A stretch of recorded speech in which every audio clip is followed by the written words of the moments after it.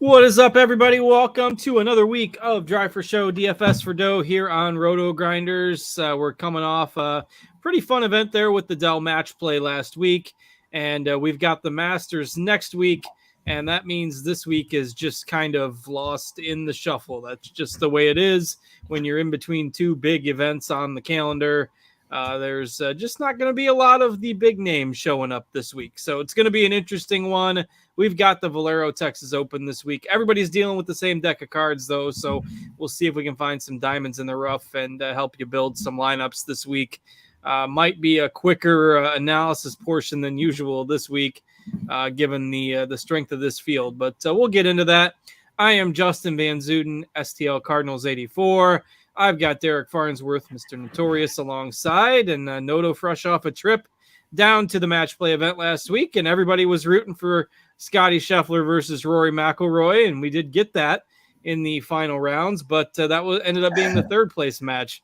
Since both semifinals went to extra holes, it was pretty entertaining, and then Sam Burns pretty much whitewashing away with the championship match there. So fun week of golf, and Noto, how was your trip down south?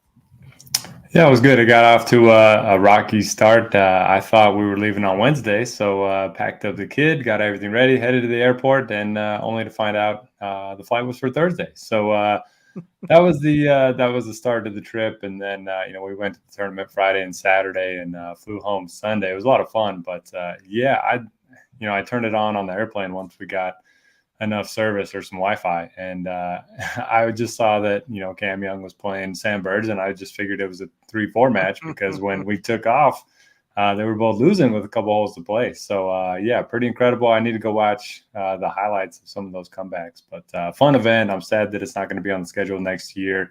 It's just it's awesome to sweat, awesome to bet. It's fun for DFS until the last couple of days when all your lineups are dead. But so much fun. I hope they bring it back. Yeah, after we talked on the show last week, and I did a little bit more digging, and I thought the group was pretty wide open, and this was semi assist to you, but I did end up betting JJ Spawn to come out of his group, and so that was my biggest hit of the week, and that paid off pretty well. So just never know with the unpredictability of the match play, and we ended up getting a lot of the higher seeds. We talked about we both liked Homa last week. He flew through his group before losing. Finau is another one that played pretty well the first few days, and Cantlay, we talked about having the easy draw. He made it through, and then Scheffler and Rory, of course, getting through more difficult groups. So it was, a week where maybe the higher seeds ended up playing a little bit better than what you usually see at that tournament. There's still some upsets, but maybe you were right that with the kind of the nature of the PGA Tour these days, that it was a little bit more top heavy than what we're used to seeing with the match play, relatively speaking. Yeah, could have been just one-off thing, but I think I saw it was like 15% higher of the top seeds ended up coming out this year compared to years past. Man, I had so many sweats heading into the final 16. All 4 of my outrights were made it through, and then when we got to the Elite 8, I had 2 lineups with a chance at 4-4 in DFS, but all the guys I needed ended up losing. I had a lot of Hughes, which we talked about on the show, and then you mentioned Spawn. So overall, I thought we had a pretty good show of picks, but nothing big on my end of things. Yeah, nothing here either. A couple good bets, but DFS side, it's so hard to peg everything right. And I think I was reading on the PGA Tour website bracket challenge, there was only, I think, one person that got all the final 4 correct, which was pretty remarkable out of 250,000 or however many people submitted one of those. But anyway, just a tough week to peg. Even when there's chalk hits, you just need a lot of things to go your way. So we won't be seeing that one on the schedule next year, as the World Golf Championship events are kind of going by the wayside with the changes on the PGA Tour and the emergence of the Live Tour and all that stuff. So that's it for the match play for now, and it definitely is a fun, kind of a different type of tournament, and I certainly don't mind seeing that on the calendar every year as kind of a change of pace. So we bid it farewell. Did you Did you hang out on like a specific hole and watch the action? Did you walk around and follow a match for a bit? How'd you handle sweating it in person? I mean, it's so tough to follow a group there because there's just so many congested areas that you can't really follow a group that well. You can for a few holes, but just not the whole event. And dragging along a 7-year-old doesn't help either. That's probably the biggest deterrent from that. But yeah, my dad's boss has a house right on number 5, so we kind of just park at his house and then sit there for a little bit. We go to 7, and then obviously go down to the back 9 as well. But yeah, it's going to an event, it's really hard to sweat anything. You don't really know what's happening. You see like 10 golf shots in like 5 hours. So we ended up watching the Saturday morning matches at the house, and yeah, the sweat's so much better when you're not in person. But it's a lot of fun. We've gone the last few years, so I'm glad we went. But yeah, I'm looking forward to watching 4 days of golf from the comfort of my own home. I don't know how much you're looking forward to these 4 days of golf. Maybe next week's 4 days of golf will be a little bit more exciting, we would hope.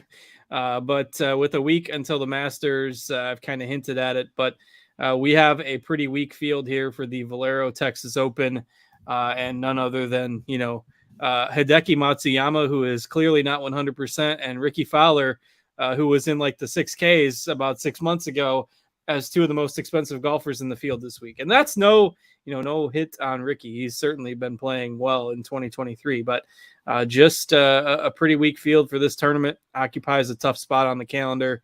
And, what do we make of how to handle kind of just the general approach to this week, with it being the week before the Masters?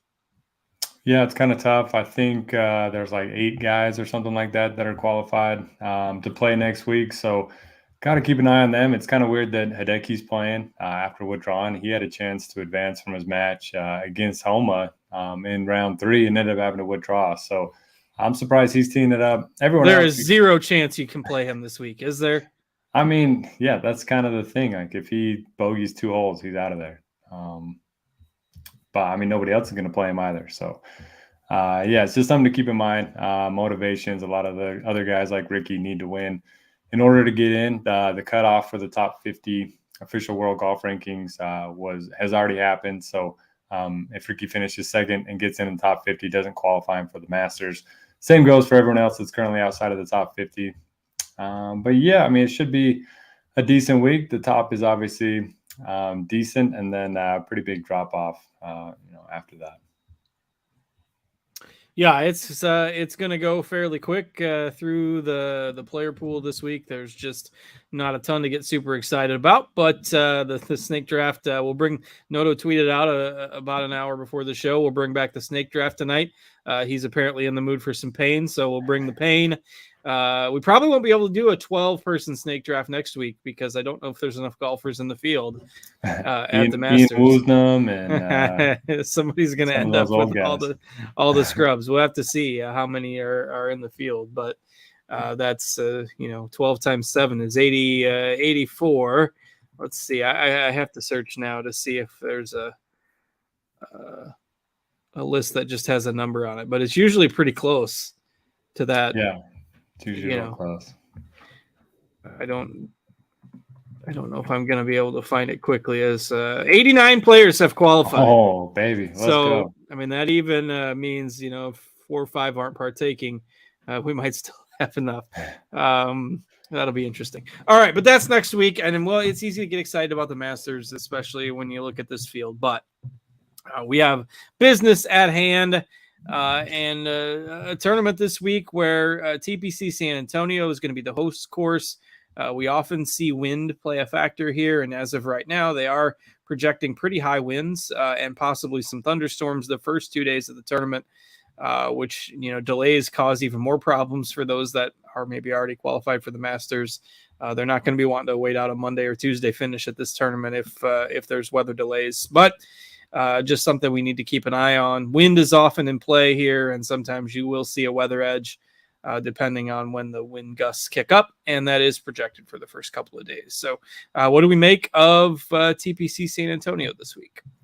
Yeah, the last thing we need is a Monday finish before the Masters. That would be brutal, but we'll see what happens with the weather. I do think it's going to be pretty windy, and it always is in Texas. The course should be pretty difficult. I think it's averaged the 15th most difficult over the last 5 years. It's a par 72, 7,400 yards, but the par fives are 4 of them, but they're pretty difficult. A couple of them are going to be 3-shot holes for most of the field. And we've seen a number of different winners here. I mean, Matt Kuchar's got a great track record. Jordan Spieth has a great track record. We kind of think of them as more short game guys. And then you have, Kevin Chappell. Last year we had JJ Spawn. So we've seen some ball strikers do really well here as well. So I'm not really sure what I'm looking at stat-wise. I think a little bit of everything kind of makes some sense. We've seen some bad putters do well here. So maybe just focusing on tee to green is probably your best bet. That includes, around the green with your ball striking. Fairways here, pretty wide, but they do narrow. And then I found this interesting because there's a lot of trouble if you do miss the fairways and get into the hazards. And we saw Kevin Na score a 14 or whatever it was. But according to Data Golf, the penalty for missing the fairway, at least from the rough, is the least on tour. So the rough is very playable, but if just don't hit it where Kevin Na was hitting it from. Yeah, pretty much. Yeah, and that's pretty much it. Course history, not all that predictive. So don't really need guys that have played here 10 times in order to play well here this week. And the greens are Bermuda, overseeded with POA. I don't really know what that means. I still think they play closer to Bermuda than your California POA, but we'll see. All right. So with that, we can go ahead and start digging into what we have in front of us here, which is the usual 3 to 4 golfers above 10K. Hatton, the most expensive guy on the board. Matsuyama at far less than 100%, with probably, I'd say, some of the most withdrawal risk we've ever seen in advance of a PGA Tour event, given the schedule and the fact that he withdrew last week with a chance to advance before his third match. And then you've got Fowler and Connors rounding out the 10K range. What do we make of how to handle this group, and do we need to prioritize somebody here? I don't know if you need to prioritize somebody. I do think the 9Ks is pretty strong. You can get, a couple of them in your lineup and feel pretty good about your lineup as a whole in terms of like single entry cash game type of build. But Hatton at the very top. He's easily the top guy in my model. He's been playing great. He did have something going on last week when they were showing him. I don't know if he was just playing bad, and so he kind of played up an injury. He does tend to, I saw like 4 videos of him just talking trash to the greens. Like just, I thought he was talking to somebody, but no, he's just yelling at the greens and pointing. Were they listening? They did not. They didn't respond. That's pretty rude. That was rude of the greens, but and Hatton's one of those guys. He loves certain courses and he plays well at them, and he hates certain courses. Next week he hates Augusta for whatever reason. He never plays well there, and he's never played here before. So I don't know what to do with Hatton. Rates out well. Ricky Fowler's obviously going to get a lot of buzz. He's been playing great. Played pretty well last week, other than one match, and then obviously he's got the narrative that he has to win to get in to Augusta. So I do think Ricky's going to be my favorite, but Corey Connors, good ball striker. He played great last week too. He kind of run into a buzzsaw. I think he lost to Cam Young, in his match. And I think it went down to the last hole. So I like those two up there. Don't mind starting lineups with either of them, but do you have a big preference? Yeah, I don't really. I think maybe Connors and Fowler are probably my favorites. TBA on Fowler, until we see if the ownership gets out of control. I mean, I think Connors is probably the guy that I feel the most comfortable with. Grades out the best in terms of point per dollar in our early projections as well. So I like him. It's remarkable that I think I was thinking about these matches last week that were going down to the wire. And I think it was the first day that they said that Keegan Bradley in the tournament, in the specific match play tournament, had 10 consecutive matches go to 18 holes, and he was 0-3 with 7 ties. So he hadn't won a single one that had come down to the last hole. But having 10 straight match play matches come down to 18 is pretty crazy. Always entertaining, and the last few holes on that course are pretty interesting for when the matches come down to the wire. But certainly something to be said for guys that, at least played well last week. We don't have anybody in this field that, was in the Final Four. So if you're worried about fatigue or anything like that, that doesn't seem like it's going to be a factor. for guys that played, X number of rounds last week. There are some guys like Kuchar made it to the final 16, but nothing outrageous in terms of rounds played. So, I think Connors, then Fowler, then Hatton. And I mean, I don't care what the ownership is. I can't play Matsuyama. Yeah, I think I agree with you. We got a new guy that's watching live, so welcome. I don't know how to say your username, but and then Jeff Wilson, one of the regulars, says what's up. And Brian was saying, Hatton's injury was shown before the first match even started, so maybe that is something to keep an eye on. So now we got the two most expensive guys we have to worry about injuries, and they're both qualified for the Masters. Yeah, and next week's the Masters. Like I mean, I think I'd feel a little bit better about Hatton because at least he's shown us something. Like Matsuyama hasn't been in form for a while, and this neck thing has been like a buzz for 4 or 5 months now. So, I can't play Matsuyama right now. Just can't do it. Yeah, I think it's pretty clear too for both of us. All right, let's go ahead and move down into that next range. Taylor Montgomery, Siwoo Kim, Davis Riley, a few guys that have been hit or miss lately in terms of form. Then you got Kirk and Kuchar and my boy Ryan Fox all the way up to 9K this week, those three guys have been playing fairly well of late. So do you spend up at the 9K range, or do you go with, I think I'm just kind of inclined to go with these guys that are playing better golf and are a little bit cheaper. Yeah, I mean, you deserve props for the Ryan Fox call. I think you called him when he was like 6,700 a few weeks ago, and you've been touting him ever since. So that's been a good call. We got on the right side of one of the trains. And man, he should have advanced last week, but ended up finishing T17 because he won 2 matches and lost the one. But yeah, he's been in great form. He's a guy that can bomb it. He's not accurate at all, so he just got to avoid some of those areas, but he might be able to get to some of these par 5s in 2 when everyone else is hitting them in 3. So I do like that. Kuchar's got the awesome track record here. He's made 10 straight cuts, and he finished second here last year. This was kind of the start of his resurgence a little bit. He played good last week as well. And then I like Siwoo Kim a lot at 9,700. He's another one of those guys that has a good track record here. Perfect 5 for 5. He's been very consistent. He can do a little bit of everything. If you look at his stats, he's pretty solid across the board. So those would be my top. Riley's playing a little bit better. Chris Kirk, I think nobody's going to play him, even though he projects well on most models, just because he won a couple weeks ago. So nobody wants to play him anymore. So I think that's interesting for sure for tournaments. Yeah, I like Kirk here. And I think if you want to sprinkle in one of the guys a little higher up, I'm fine with Riley or Siwoo Kim. Siwoo Kim's stat, if you look at trailing stats for like 24, 36 rounds, actually he grades out pretty well. So if you can trust spending up on Siwoo Kim, I think he's probably my favorite spend up of the group. But sprinkling in Kirk, of course, I've got to ride the Fox train until it derails, even though, he's 9K. The good news is that's going to keep ownership down a little bit. So anything else on this 9K range? Do you have any takes on Montgomery?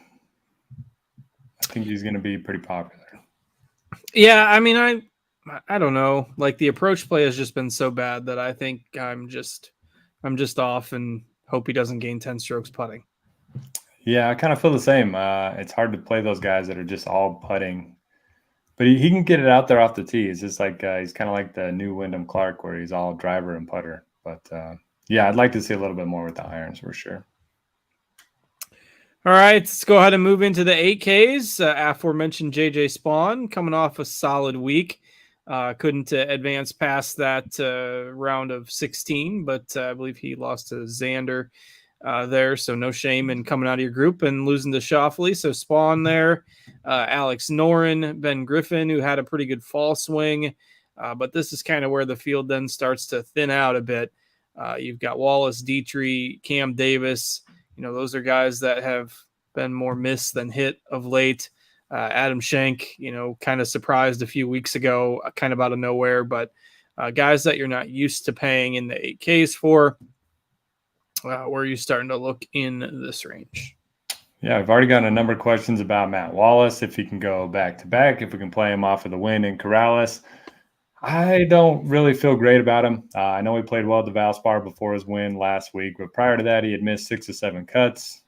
This had been his best finish on the PGA Tour prior to his win last week, but he's just one of those guys you mentioned. He's very hit or miss. So I'll probably be off of Wallace.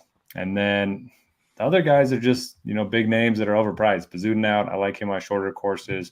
Noren's been terrible. I saw him grinding on the range. He was the only one out there, 2 hours after any of the other matches had, gone past the hole number 10, and he looked lost out there. So I don't know what he's doing with his swing right now.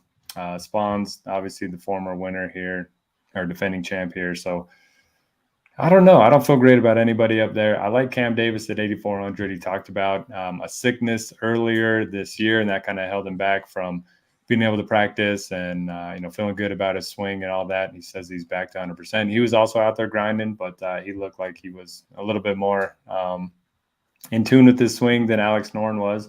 And talked about a little bit last week that, Sam Burns had found that new driver, and all of a sudden he goes out and wins. So maybe there is some of this narrative stuff. And with Davis being sick so much earlier in the year, maybe he's on the upswing. So he's going to be my favorite play in the 8Ks. And outside of that, a little bit of Griffin, and that's pretty much it. Yeah, not a lot to like in here. I don't mind going to Spawn.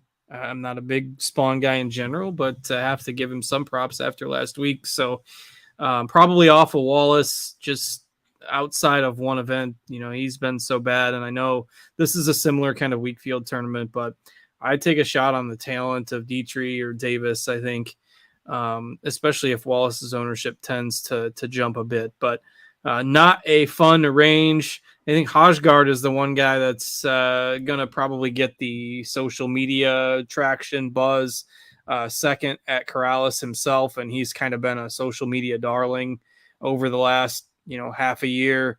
Has been playing pretty well over in Europe as well. So him at 8K, he's probably going to get the most buzz out of this tier, I would think.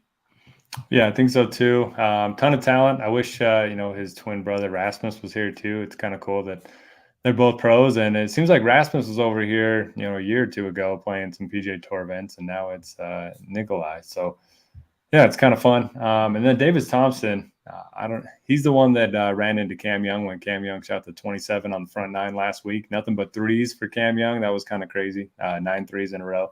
But if you just look at the strokes gained, he was one of the best in pool play. He just ran into Cam Young. So if you want to look at a guy that has some upside, don't mind looking at Davis Thompson. I think he nearly won, I want to say Farmers, one of those ones. I can't remember what it was, but he was in there. Who's this? Sorry, Davis Thompson. He was running up there. Yeah. That's what I was looking. That was American Express. That was that was 2 months ago already.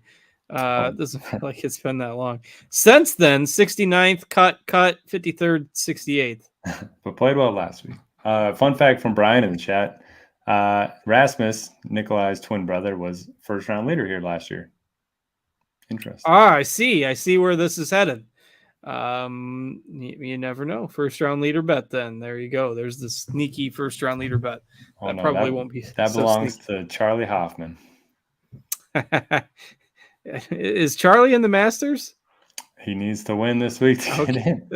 Well, he's not playing in the Masters then. Well, good luck to him.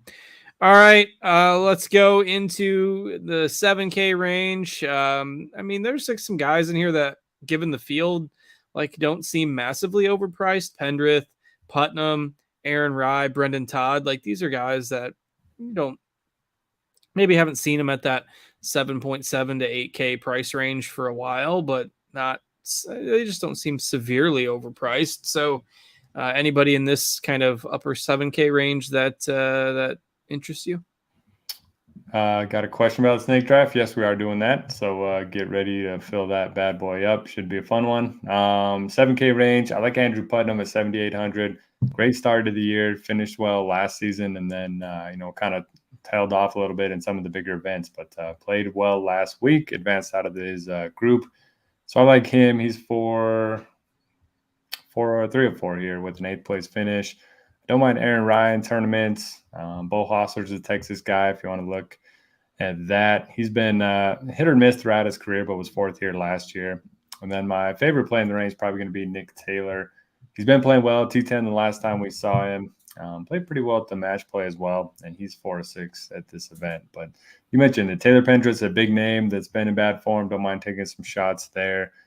S.H. Kim was really good at the start of the year. Brandon Wu. So a lot of guys I don't mind looking to in tournaments.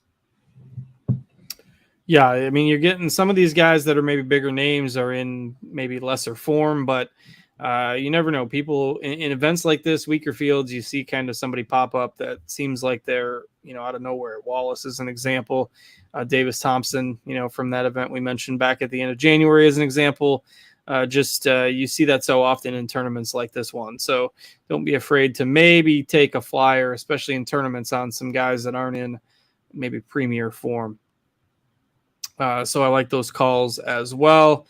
I like the Taylor call too. It tends to go on stretches where he plays really well, and maybe he could be in the midst of one now at 7,600 there. So, all right, let's go to the bottom part of the 7K range. It continues to get iffy. Sam Stevens coming off a T3 at Corrales, so he's maybe shown a little form of late. Benny On has made like 8 out of 9 cuts, though not a lot of top finishes in there. You've got the hit or miss guys like a Will Gordon, Patrick Rogers, Grillo, if he can make a putt, Luke List, if he can make a putt, down here at the lower end of the 7K range. Probably just looking at GPP options in here, I think. Yeah, I got to go back to Will Gordon. He's gained strokes, ball striking in every single event since September. So, guy that you're pretty amazing, especially with some of the rounds that he's had. He's going to shoot a low run. He's going to shoot a bad round. Hopefully, he's around for the weekend. But the ball striking numbers have been very good. Benny On, it feels like he's been in such good form because he's on the leaderboard at some point, in every tournament. And then you look at his results and they're all, T45, 35. Fading on the weekends.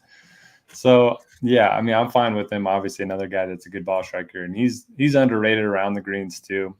And then Molinex has had a couple good results here. Other than that, just a lot of guys that I don't feel great about. I do like Ben Martin a little bit at 7,100. He's been playing better. He was kind of in the mix at Corrales as well. Akshay Bhatia also in the mix of the Corrales. I think he's going to be popular at 7,000. He's probably my favorite, but I'm worried that ownership is going to get out of control. I don't think we have. We do. Oh nope, that's the 4th round. Yeah, we don't have ownership just yet, but tough week to peg that in the by Monday evening with the weak field. So let's see. Yeah, I don't think there's anybody else. Bhatia is certainly my favorite. Of course, if you want to play the Charlie Hoffman to win narrative, you can do that. His record here is pretty good, but I would rather play him in Showdown or first round leader. Yeah, he has played. Let's see, he's 4 of 14 in cuts made this year. That's not great, but yes, he does have it's Texas. So if you want to bank on that history, there are crazier arguments you can make in this field. Play the veteran lineup with Kuchar, Ricky, Hoffman. I'll figure some Padraig Harrington I see on the screen here, and you'll be good to go. We move into the 6Ks. There's a whole bunch of people that maybe we talked about during the fall swing that have just fallen on hard times. Sig was a guy I played quite a bit. Callum Tarrant had a pretty good fall. Ramey we would talk about quite a bit. My man Doug Gim. None of these guys have been able to really turn a corner in calendar year 2023. Neesmith, another one who was fairly popular as a punt a couple weeks back. There's just nobody. If you're under 7K in this field, you're there because your form is pretty bad. Ryan Gerard was a popular play a couple weeks ago also, but you're not really banking on form from any of these guys. So anybody that grades out well in the model at under 7K. To your point, it's just a lot of guys that we like name-wise, but the forms went off. Mark Hubbard, Ben Taylor, Pearson Cootie, all in to add to the list that you already mentioned. Mr. Gerg in the chat says Gim was T16 last week, so he's back. what are we going to do if Gim isn't in the Masters? He better win so that we can talk about him next week. We talk about Gim every week, even if he's not in the field. So the one guy that does rate out well for me is Michael Kim. He's been playing well. I know the course history is pretty bad, but he went through a stretch for 5 years where he was just missing cuts everywhere. So I kind of ignored that course history. There was a year, I think he won the John Deere and then missed like 14 cuts in a row after that. Yes, sir. So he should be near and dear to your heart. Former John really. Deere champ. I didn't play him that week. Well, other than that, I mean, 26th, 45th, 5th, and an 11th in his last 5 starts. So he's coming around. He's a guy that keeps it in play off the tee, pretty good irons. So he's going to be my one and only play that I can recommend in the 6Ks. All right. I don't have much else down here. It's stick to the 7Ks for the most part. You want to throw a shot on a Neesmith or a Fratelli and Grayson Sig and hope they have an upside week. You can sprinkle a couple of those guys in your GPP pool, but not a lot of guys that I have a lot of conviction with. We'll see who ends up getting drafted in the snake draft tonight. So with that, we'll go ahead and we can send off those of you who are just listening on the podcast feed. If you're watching us on playback, we appreciate you checking us out, or if you're watching us on YouTube and you just don't want to stick around for the snake draft, that's fine. We'll see you back here next week for the Masters. Should be a lot of fun. Make sure you catch that show for, of course, what is generally the biggest tournament of the year. So we'll catch you all next week if you are listening on the podcast feed or if you're hopping off. For those of you who are sticking around, we'll go ahead and get the snake draft set up here. $5 12 player on DraftKings. You know the drill, or if you're new, you go to the DraftKings lobby, you click on the snake draft, and there is a 12-player snake draft that's at 5 of 12 right now for a $5 entry fee. 6 of 12, so it'll fill up pretty fast. People have gotten used to the kind of the procedure, and some even kind of join in advance when they know we're getting it rolling. So or maybe we won't maybe people will protest this week because the field is so bad. Look, I haven't cashed one of these yet, and I'm in the lobby, so I'll take over the screen grab once we get this filled up, and we can start our snake draft for the week. Should be a really interesting one to see. And then I closed out of DraftKings because I fat fingered my touch screen. All right, got to get back there. All right, it's not filling as fast as usual, so we see, people are scared. They don't, and we're at 9 now, so we're getting there. We just got to convince 3 more people to pop on, because I'm sitting here waiting for it to fill and scrolling through the 6K range and not finding any other golfers that I want to talk about. Kevin Roy's in the field. You liked him a couple weeks ago. Yeah, he's very good with his irons and very bad at everything else. So you found that out? If he hits a straight, he might be all right. I think he made the cut at Corrales last week. I did like your Fratelli call, though. 3 of 3. He's a Texas guy. I just kind of threw a name out there because I knew he's a Texas guy, but that's not fair enough. He'll be in the pool. He'll get drafted by somebody. All right. We're still at 9 of 12. You got to wrangle up 3 more friends. That or we got to go to the 6-man. We got to go down to 6, and then Noto's not going to get a spot. We'll give it about another 90 seconds. So how are we feeling about MLB season around the corner? I don't know what your writing responsibilities are. I know you generally do hoops still this time of year, but you starting right away with MLB? Well, the last couple of years, I was lucky enough not to have to do MLB content, but that time is over. So I'm not ready for the season. I'm always a little bit late when it comes to a new season starting, just because I have responsibilities for other sports, So I got to catch up quickly. Well, Thursday you got 3 days. So Thursday is opening day, and all right, I think we might have to back off the 12-man this week. It's not budging off 9. All right. Well, I know we got at least 6 of us in there. Oh, there's 10 now. Oh, crap. Well, and I backed out. So hang on. Did you back out yet? No, not yet. All right. I'm going to get back in. So it's 10. It's 10 with me. Let me throw the link in our Discord. Maybe that'll help. 2 people. Just need 2 willing participants. I will throw this on Twitter as well. Got any early leans for the Masters? Well, I'm going to learn that every week you just need to bet Scheffler because... So it's frustrating if you don't. Oh, we're good. We're full. We're full. All right. We are all set. I see. Where in the world is Dan Kramer? I know. He hopped in the show last week to say hi. Anybody checked on him? Noto is picking last. I am picking 7th. Bad week to pick last. All right. I'm going to share my screen here. Although bad week to pick 4th. Bad week to pick anywhere. All right, I think producer Steve's in. Nice.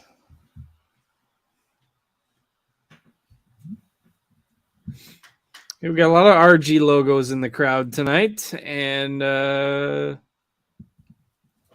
couple new faces, a couple old faces. Nice little mix. Now, I get a message from one guy every week, like at 9 o'clock, saying, "Oh, when's the snake?" And I'm like, "I think it happened 2 hours ago every week." And so he says, "Okay, I'm gonna get in next week." It's Jay still one of my favorites in the Discord. Oh yeah, but, always misses the draft. So hopefully he doesn't message me tonight asking me. All right, we're underway. Hatton and Connors and Fowler, presumably the first 3 off the board. We'll see where Matsuyama falls. This will be interesting. Hopefully nobody's on auto pick because I'm really curious as to who and where Matsuyama would go. Yeah, would you take no salaries, Fox or Hideki? I would take Fox. Okay. You're going to have to go down a ways before you get me to Matsuyama. Bazudenhout. I would take Seabez. Wow. Yeah, you're gonna have to go. We'd probably have to go down to like the Pendrith range, I think. That's pretty crazy. Suppose you get a bench spot here, but I don't know. I kind of wanted Kirk at 7, so that's disappointing. Mr. Gerg in the chat. Stolen. Siwoo is available. Yeah, Siwoo is gone. So okay. Everybody is gone. Like, am I gonna have to take like Ryan Fox at 7? I can't take Ryan Fox at 7. I guess I have to. I have to. It's just meant to be. It's probably going to be Kuchar if it wasn't Fox. Maybe Sosa will take Decky. If he takes him, he's just either not watching the show that he's producing or just doing it to spite us. All right. He's probably one of the last ones to join, thinking he wants to call it a night and just need to get this thing over with. That's probably why he's in there. Like he has his army plays almost every week. He's got Kuchar. Yeah, it's gonna be ugly for me. I mean, after this round, it's just basically ugly for everybody. But yeah. There you go. Do I waste a spot? Okay, Ben Griffin. I liked him. All right, I'll go Cam Davis. Just testing your wills. It's too early. You can't do it because I want to see where he goes. All right. I don't like Seabez. Don't like Wallace. Don't like Højgaard that much. Putnam, I guess. Reaching early. Oh, Don Yeezy. What's up, man? It's been a while since I've seen him. Nobody's on auto pick because Hideki hasn't been picked yet. So where do you think he goes? If you honestly pick number, what number is Hideki? I think, what are we at right now? We're at 14. Yeah, I think like 18. I don't think he'll get too much. Well, 18 is me, and I'm not taking him. So I'll take over 19 and a half. He gets to 20. There he goes. 15. Okay. I should have bet you. Too late. My money is off the table. Who took him? I don't know. Whoever picked has 15. his armor. Okay. Just got tired of us talking about it. Figured now we can't talk. Now we got to find something else to talk about. Steve doesn't want to end the night early. Now he's going to take his whole 30 seconds. It's 30 more seconds of work. Brendan Todd. All right. I like that. We didn't talk about Todd. Oh, speaking of Todd. I mentioned him a little bit. I was going to mention, he talked about having increased swing speed or whatever with the driver. And I was looking at his stats today. He's like third from the bottom in driving distance. So not sure. He's going to shoot for fifth from the bottom. Last year, I think he was a little bit better.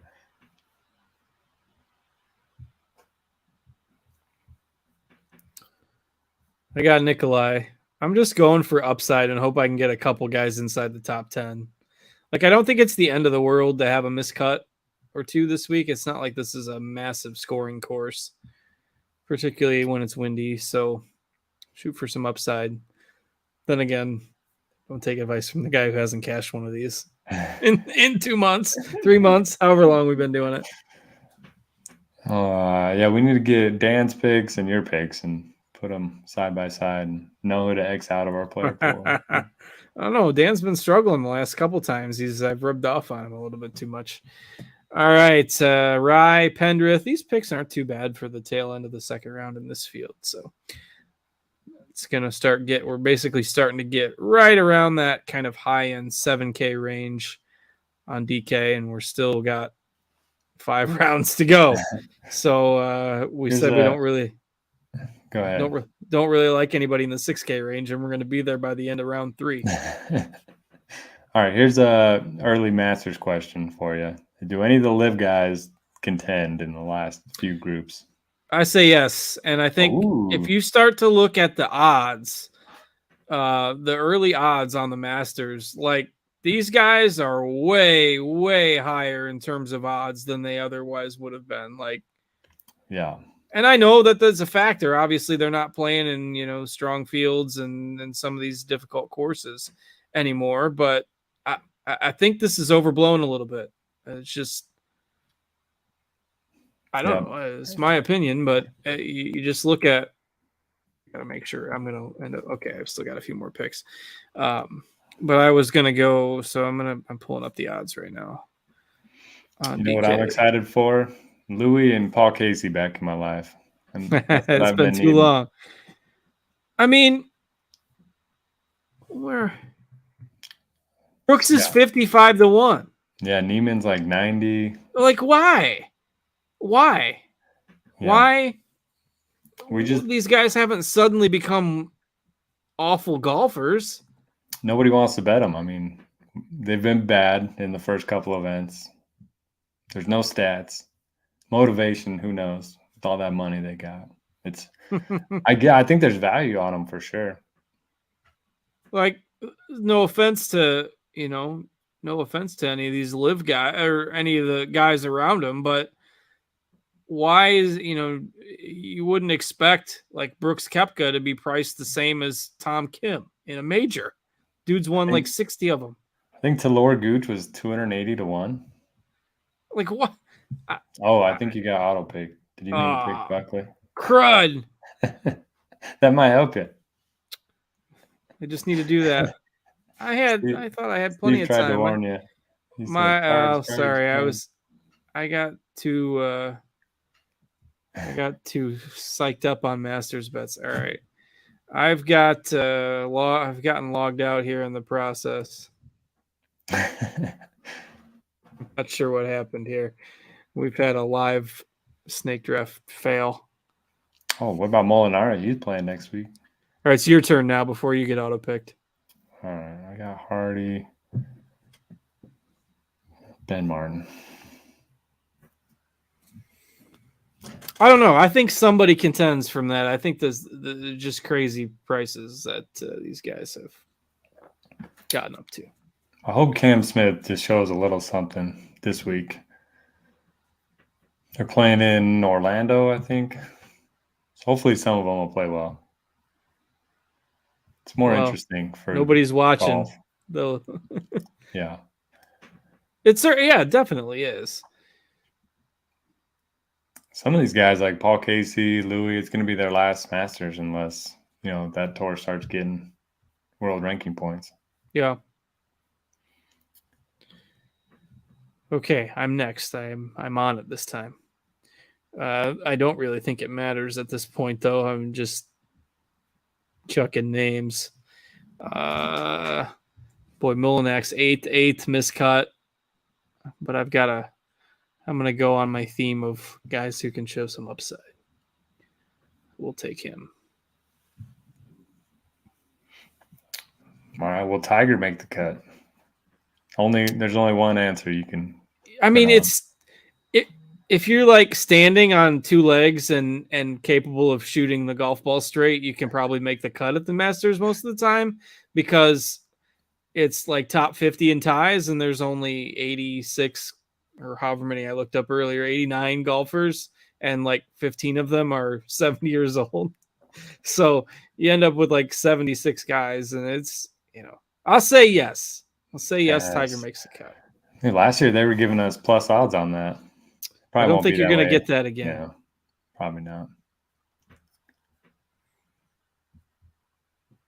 He's got the same odds too. Now he's got the same odds as Koepka too. And again, I said it's because Koepka's won a bunch of majors, and I know Tiger has as well. And I guess they've both been injured, for the last couple of years. But Ty Wilson, first time he's been able to get in the draft. Welcome.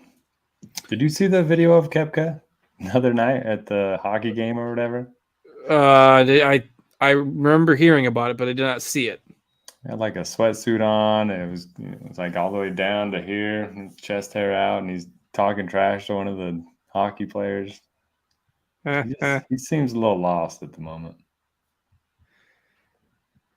Interesting. Well, I've learned you never count him out in a major tournament, so I'm counting him out. He's out of here. Okay. Well, at 55-1, that's crazy. I'm curious to see what because these guys are going to be like relatively cheap in DFS too. Like, Brooks Koepka going to be like 5% owned at 7,500? Yeah, I kind of like.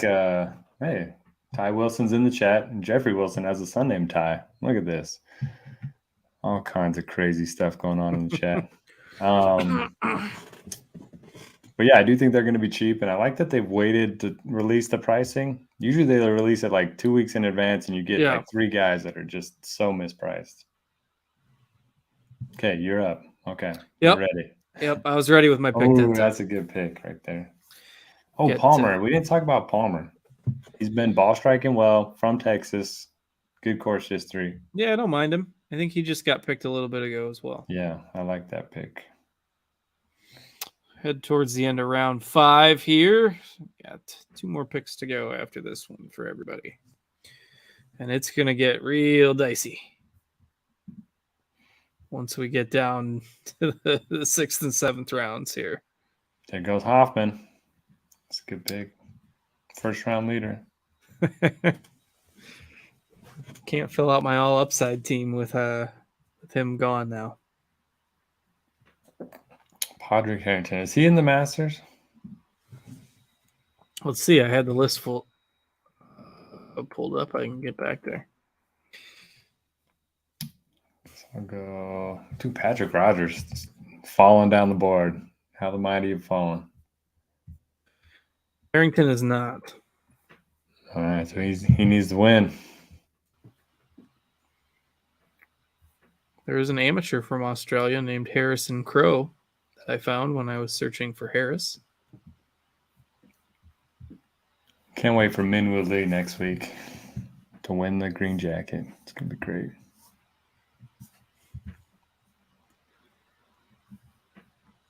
Is he your official rooting stances with Minwoo now?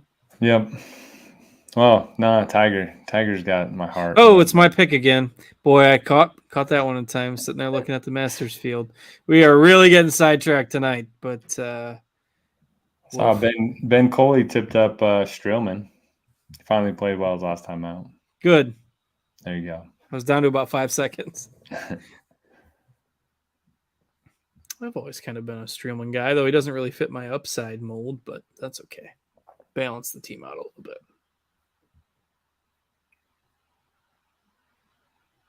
The bottom of this doesn't seem as bad as some of the other fields. It really doesn't when you consider what the top looks like. Yeah, I kind of expected worse. So, yeah, like Patrick Rogers would have been a third-round pick a few weeks ago. Granted, he's missed a bunch of cuts.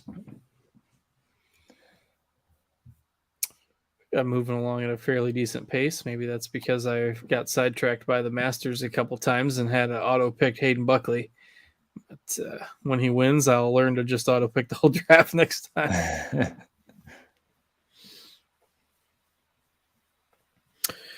Andrew Novak off the board. Boy, this is going to be an interesting final round. Yeah, what we should do is we should just have somebody auto draft the whole thing and see how their lineups compare to ours. I guarantee their ROI currently would be better than mine is. It would equal or be better. Guaranteed. Equal or better. It's a stone lock. All right, we're getting ready to head into the final round here. I'm just going to star some random guys to make sure I get somebody that I at least hope Troy Merritt's missed a zillion cuts in a row. Ramey has 2. Taryn, I know, has. Sig's good enough to be in the queue. All right, my guy's still there. Michael Kim. Oh, I can't say it. I'm like 12 picks away. Yeah, he might not make it past me.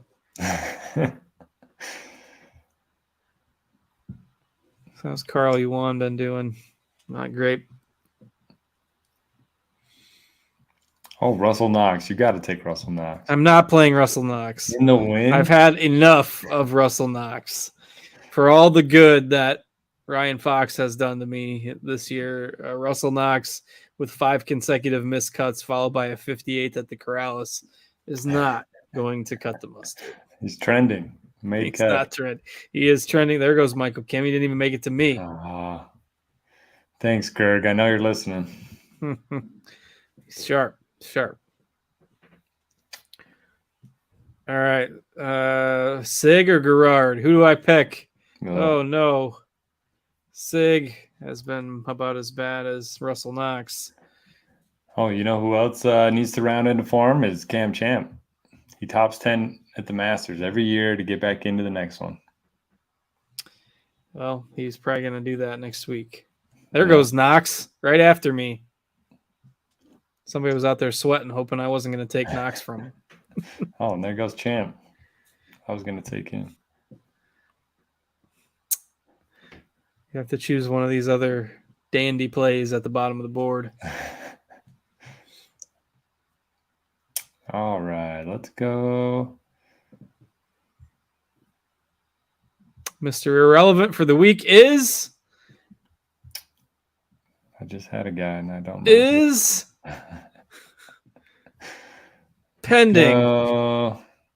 Stu Sink, similar haircut to mine. All right, that's it for this week. The draft is over, and I must have accidentally hit leave instead of... we don't need to recap those. That's okay. Yeah, we don't need to recap those rosters. Well, it'll be fun next week. We'll run this back for the Masters, and we'll do another one. So, no, there's nothing else we need to say about this tournament, is there? Charlie Hoffman, first round leader. Let's go, Ricky. Oh, Jay Still, there he is. Did he make it into the draft? I hope he made it. I don't think he did, because I think that's his username. Oh no, he's late again. Sorry, Jay Still. Next week. You got to show up like 30 minutes earlier than now. And it's, we start at the same time. So 8 Eastern is usually around draft time. Did I miss it again, he says. Okay. It'll be okay. Next week. Next week. One of us might not get in next week. I imagine it'll be a lot of people trying to hop in next week. But in any case, we're done for now. Thanks to Steve for producing behind the scenes for us and hopping in the draft as well. Thanks to Noto for joining me. I'm Justin. Have a great week, everybody. Don't forget to check back next week for the Master Show, and we'll see you then. Take care, everybody.